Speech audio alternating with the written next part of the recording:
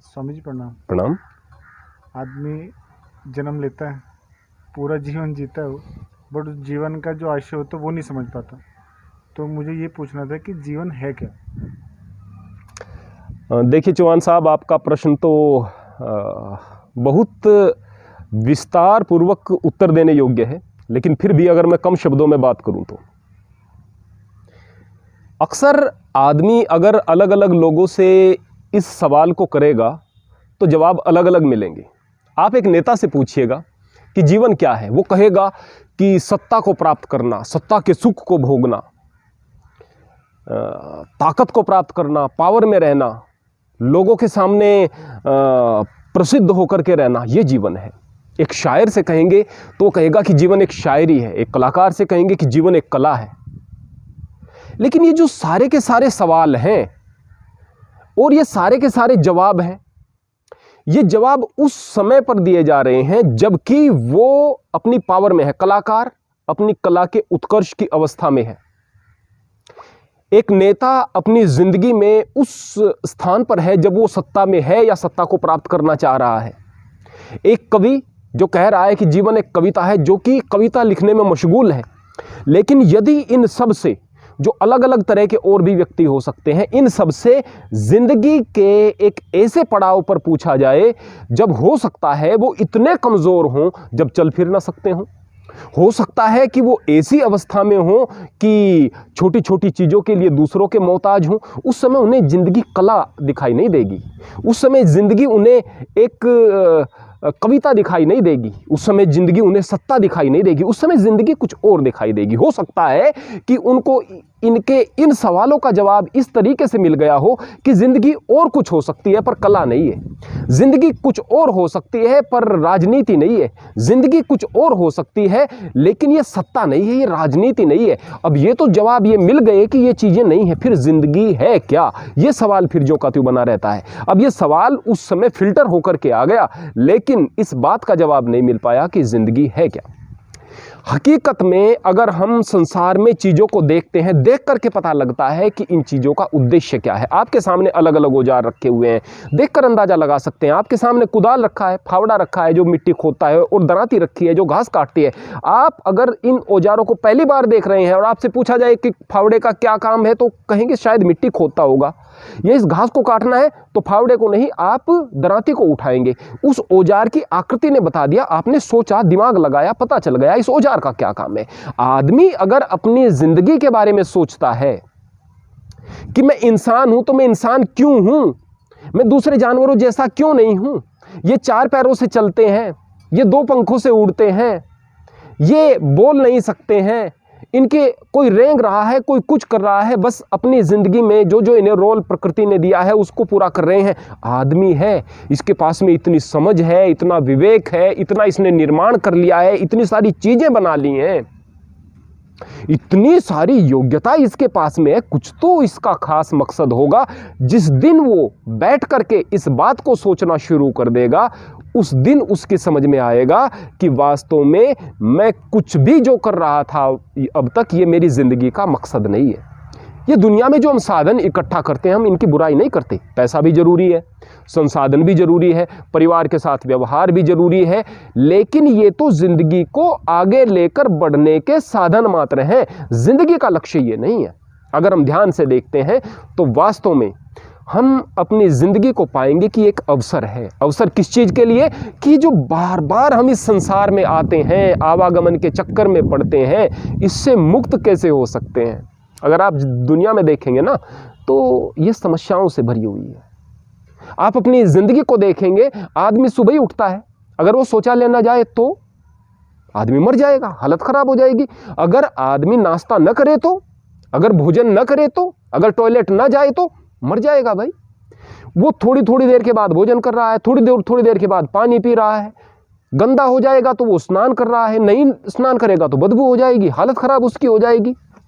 तो ये जिंदगी में आदमी कर क्या रहा है? संघर्ष। किस चीज़ के लिए? जिंदा रहने के लिए। ये काम नहीं करेगा तो मर जाएगा, बीमार हो जाएगा तो दवाई लेगा। क्यों? संघर्ष, जिंदा रहने के लिए संघर्ष। और अंत तो गत्वा क्या, मौत फिर भी आ जानी है। एक ऐसा संघर्ष जिसमें जीतना मौत को ही है। यानी पूरी जिंदगी अगर आप मौत से संघर्ष कर रहे थे तो जिए कब? हकीकत में हम अगर ध्यान से देखें कि हम एक ऐसी लड़ाई में हैं जिसमें कि सामने वाला शत्रु जीतना है, और अगर हम युद्ध के मैदान में हैं तो युद्ध के मैदान में सुख कैसा। आपसे कहे कोई कि भाई युद्ध में लड़ना है, चलो भाई आप सोल्जर हैं, लड़ रहे हैं, क्या आप ये कहेंगे कि यहाँ हमारे लिए युद्ध में एसी की व्यवस्था हो, यहाँ पर हमारे लिए 5 स्टार जैसे रहन सहन की व्यवस्था हो, 10 चीज़ें? अरे नहीं भाई, यहाँ तो युद्ध करना है, यहाँ इन फैसिलिटीज़ को क्या देखना है। तो इसी तरह से अगर ज़िंदगी को आप समझ गए हैं कि एक युद्ध है, तो यहाँ पर फिर फैसिलिटीज़ की तरफ ध्यान नहीं रहेगा, ध्यान रहेगा जीतने पर। फिर क्या हम मौत से जीत सकते हैं? बिल्कुल जीत सकते हैं। मौत से जीतने का मतलब यह है कि आप इस आवागमन के चक्कर में न पड़ें। आप दुनिया में आए हैं, दुनिया से फिर चले जाएंगे, फिर दुनिया में आएंगे, फिर चले जाएंगे, पता नहीं कीड़े कुंजर किन किन स्थिति से आप गुजरेंगे, और जो भी कुछ होगा मौत के बाद एक ऐसी ज़िंदगी तो होगी जो इस ज़िंदगी से बड़ी होगी और इससे बदतर भी हो सकती है। जब हम इस स्थिति से जीत जाएंगे तो समझो मौत से जीत गए, हम मृत्युंजय हो गए। तो ज़िंदगी का मुख्य उद्देश्य मृत्युंजय होना है। मृत्युंजय किस प्रकार होंगे? क्या हम दुख के साथ, तकलीफ के साथ ज़िंदगी जिए तब जाकर के मृत्युंजय होंगे? बिल्कुल नहीं। ध्यान रखना, स्वर्ग का मतलब होता है स्ववर्ग। जो आपको चाहिए उस तरह की चीजें आपको मिल गई हैं तो स्वर्ग है। अगर आपको सुख चाहिए, सुख है तो स्वर्ग है। भाई चाहिए, भाई है, स्वर्ग है।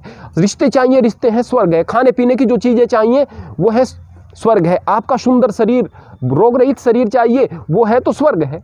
तो जाहिर सी बात है, ये एक आनंद की अनुभूति है स्वर्ग जिसको कहते हैं। ये मुक्ति नहीं है। अच्छे कर्म करने वाले को स्वर्ग की अवस्था मिल गई, ये मुक्ति नहीं है, लेकिन फिर भी स्वर्ग है। तो स्वर्ग किसको मिला? जो उसका अधिकारी था। अधिकारी कौन? क्या दुखी आदमी? नहीं, दुखी आदमी स्वर्ग का अधिकारी नहीं होता। जो आनंद में है, जो सुख में है, वही सुख का अधिकारी है।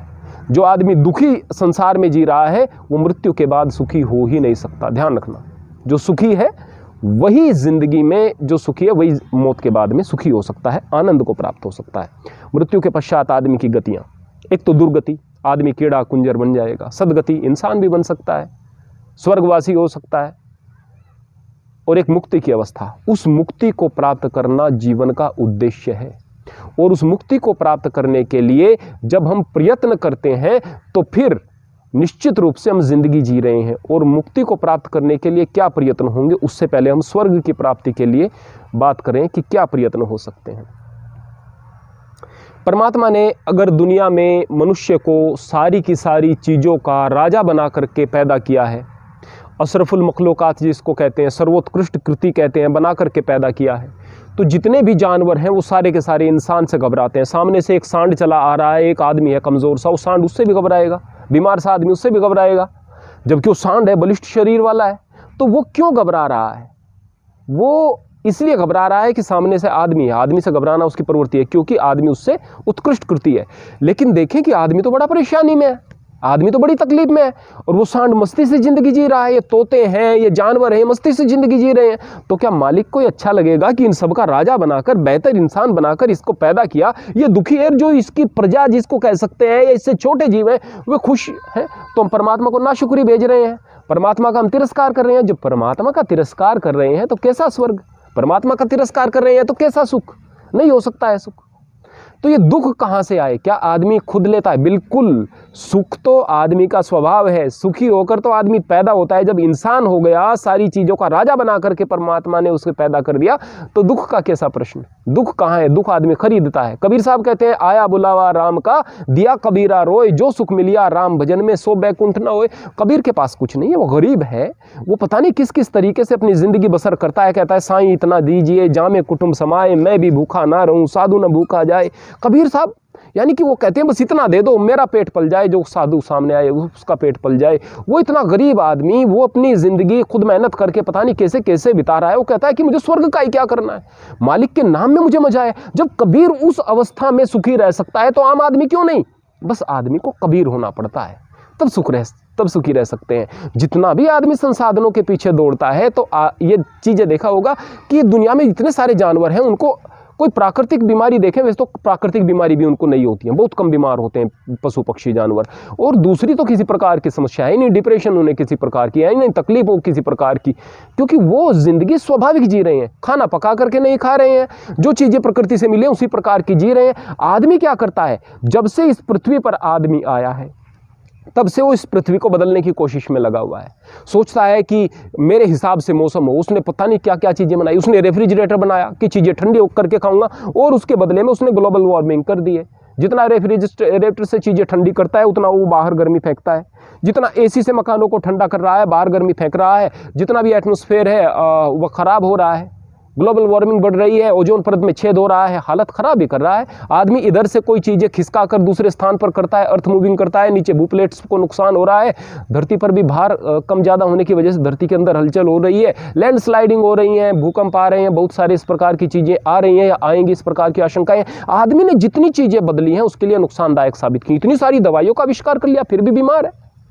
इतनी सारी समय बचाने की चीज़ें बना ली, उसके बाद भी उसके पास में समय का अभाव है।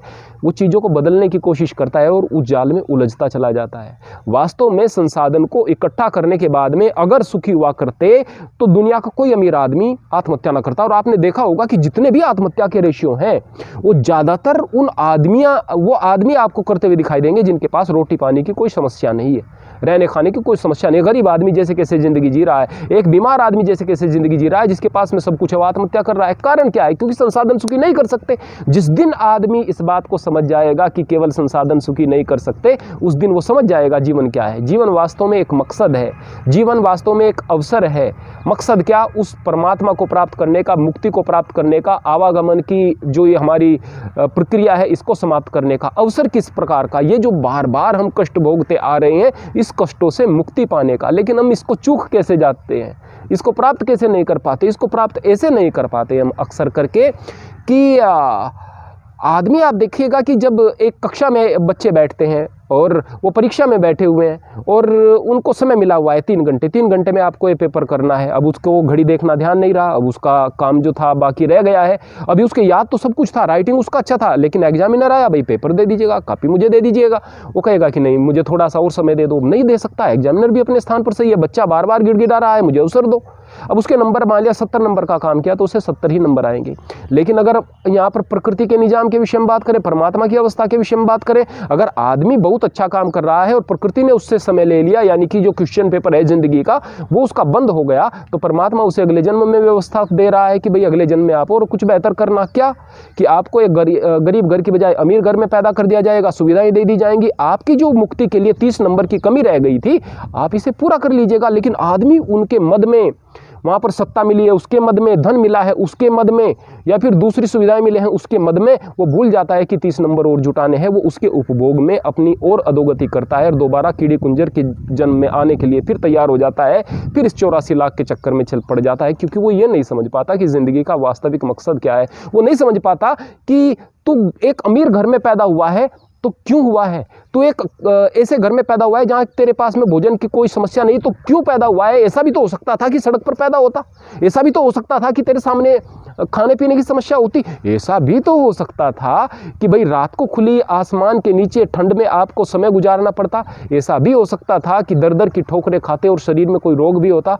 जब ऐसा हो सकता था, ऐसा नहीं हुआ, तो इसका मतलब उसकी कृपा है, और उसकी कृपा है तो ये कृपा क्यों है? ये खाम का नहीं है। या तो ईश्वर को नहीं मानो, और अगर मान रहे हो तो समझो कि वो अन्यायकारी नहीं है, वो न्याय करता है। और अगर आपको ये चीज़ें देकर, ये रुतबा देकर, ये स्थान देकर, ये चीज़ें देकर परमात्मा ने नवाजा है तो किसी उद्देश्य के लिए नवाजा है। उस उद्देश्य को जिस दिन समझ जाओगे, उस दिन आप ये समझो कि ज़िंदगी के असल मकसद को समझ पाए हो। जिस दिन ये समझ जाओगे कि हमें जो चीज़ें मिली हैं इनका सदुपयोग करके हमें इस अवसर का लाभ उठाना है और परमात्मा की तरफ बढ़ना है, इस ज़िंदगी में भी सुखी रहना है, कबीर की तरह से सबके साथ प्रेम से रहना है, आनंद से रहना है। क्योंकि आनंद तो मालिक ने राजा बनाकर पैदा कर दिया, आनंद तो हमारी किस्मत में लिख दिया, आनंद तो दे करके इंसान को भेजा है। उस आनंद के साथ में जीवन जीते हुए, जिंदगी के मकसद को समझते हुए, मेरे अंदर से मैं तत्व को समाप्त करके तू तत्व को प्रदान कर लेने की अवस्था को, अर्थात अपने आप को मार करके परमात्मा को जिंदा रखने की प्रक्रिया को, अर्थात जीवित मरने की प्रक्रिया को जब हम अपना लेते हैं तो जिंदगी के मकसद को हम समझ रहे होते हैं, जिंदगी की वास्तविकता को समझ रहे होते हैं। मेरा मुझ में कुछ नहीं, जो कुछ है सो तेरा। जब ये अवस्था आ जाती है तो आनंद की अवस्था होती है। जब हम मैं को इस कदर मिटा देते हैं कि बस तू रह जाए शेष, तो जीवन के मकसद में हम पूरे हो चुके होते हैं। अक्सर हम इस बात को देखते हैं कि जब एक प्रेमी प्रेमिका की पराकाष्ठा की बात होती है, प्रेम की, गाँव में जिक्र आता है हीर रांझा का, है ना। तो वहाँ पर एक शायरी आती है कि रांझा रांझा करते नी मैं आपे रांझा हुई, सैयों नी मैनू रांझा आखो, हीर ना आखो कोई। तो रांझा रांझा करते हुए मैं रांझा हो चुकी हूँ, हीर तो कब की मर चुकी है।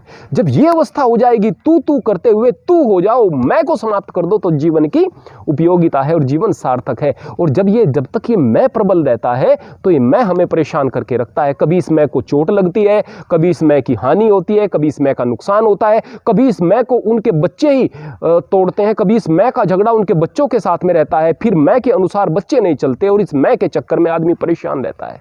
जब मैं के स्थान से तू हो जाएगा तो अंदर ही आत्मा भी है, अंदर ही परमात्मा भी है। बीच में से इस अहंकार की दीवार को, मैं की दीवार को हटा दोगे तो आत्मा का मिलन परमात्मा से जीते जी हो जाएगा। फिर मृत्यु के पश्चात तो हम अपने लक्ष्य को प्राप्त करेंगे, मुक्ति को प्राप्त करेंगे।